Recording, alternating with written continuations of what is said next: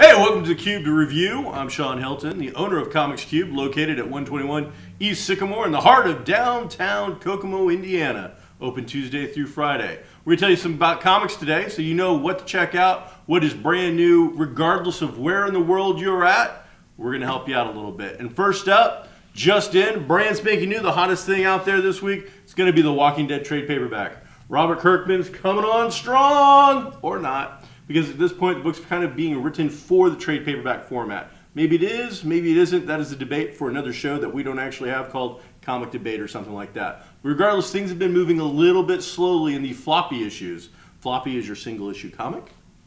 Trade paperback is a larger collection of comics for those not in the know. For those in the know, that was completely redundant and I apologize. We did introduce a guy that thinks he's a king that has a tiger. But in another trade paperback, what you get next time, we finally get to the bottom of that as well.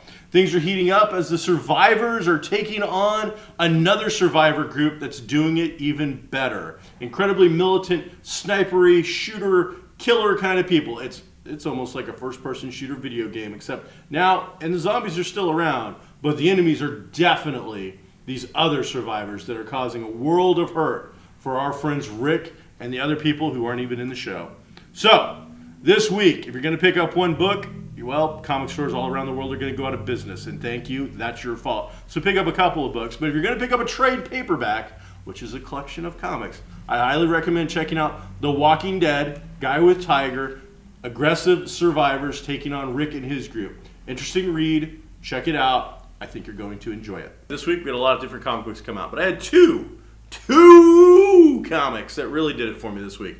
10 Grand number 2, Straczynski and Templesmith is one of those two books that really kind of set it off for me. This is, again, non-superheroes, non-type, so this is kind of demons, investigation, supernatural kind of book. A little bit hardcore. This is going to have some graphic material in it, so definitely teen plus, probably 16 plus years of age, old enough to drive a car and make some bad decisions for yourself kind of book. Really good read as an investigation is going on into some kind of funky cult, and our main character here is trying to stay alive long enough to die a righteous death. Every time he dies a righteous death, he gets 5 minutes in heaven alone with his dead bride, dead fiance. I don't think they actually got to the bridal part. That was sad. It's a sad kind of comic. Highly recommend 10 Grand. Ben Templesmith's art is a little bit more interesting than it has been in the past as far as I'm concerned. And Straczynski is bringing out, he's doing a really good job telling a compelling story. The first issue kind of dragged with the last part of it being a really good hook that got me excited. This one kicks in and the entire thing really kind of just grabbed me and kept me going along the entire time. So highly recommend it. In the back you get a 3-page preview for a new book they're going to be doing called Sidekicks. The 3-page preview did nothing for me whatsoever. Looked really kind of dull. Said there was 2 books that kind of got my interest this week. Well, the second one's also, this one's actually legitimately independent. It is Amigo Comics Rogues number 2 by El Torre. I just like saying, again, no clue whether El Torre is actually right. But Miguel Ginlat, I'd looked that up because it was the new artist for this particular issue. This is a Fawford and the Gray Mouser shtick, male-female style characters. We are looking at a Conan-style fantasy world of action-adventure. So Conan meets, it's definitely Fawford and the Gray Mouser. If those not familiar with that, you should check it out. Get your education on, get your geek levels up a little bit, because if I'm saying that, you're like, I don't know who Fawford and the Gray Mouser are. It's because you're ignorant. So, educate yourself. It is not my job to have to do that unless it deals with comics. In this case, Rogues number 2. So, I love the fantasy style element, the buddy team fantasy adventure aspect, and a lot of humor. In this particular issue, they've been cursed with a horrible chicken curse. Which now when I say that, it's going to make you think of chicken curse, Sean. That's like the dumbest thing I have ever heard. But it's actually really funny. Basically, they pissed off a wizard, and the wizard cursed him that there's these infernal chickens always running around causing them trouble. They're trying to sneak into some place to steal something, chicken.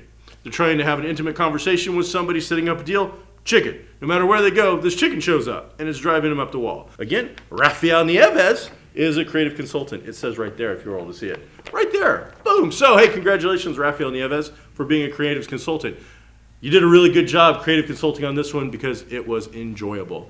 Now, let's move on to something else. Daredevil, Dark Knight, first issue, done by Lee Weeks, writer and artist. It's awesome.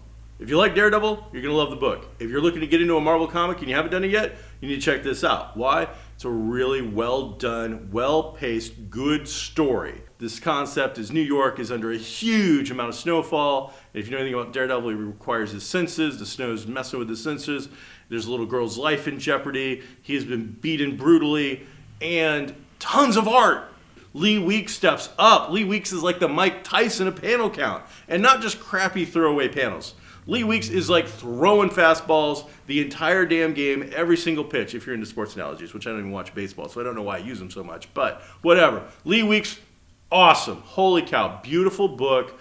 Great story. Check it out. Daredevil #1. Doesn't matter if you're a Daredevil fan or not. Doesn't matter if you're a superhero fan or not. This is going to appeal to a lot of different people. Stop in. Check it out. Moving book. Lee Weeks doing comics right. Green Lantern fans. Green Lantern #21. You're in for a treat. Geoff Johns is out. He is gone. He spent the last 10 years of his life recreating and bringing you the most amazing Green Lantern stories he ever could. But Robert Venditti here and Billy Tan are taking over the reins. And I'm seeing people leaving this book like rats leaving the Titanic as the 13th chamber overflowed with water. And it's sad. It's pathetic. You're sad and pathetic for leaving when Geoff Johns left. Because you know what? Geoff Johns at one time wasn't Geoff Johns. Geoff Johns at some point was some guy that you were leaving the book when he took over. And you're thinking, hey, I don't know who the hell this guy is. Well, it turns out you should know. You should start figuring it out because he became a legend and so could Robert Venditti. Right here with Green Lantern 21.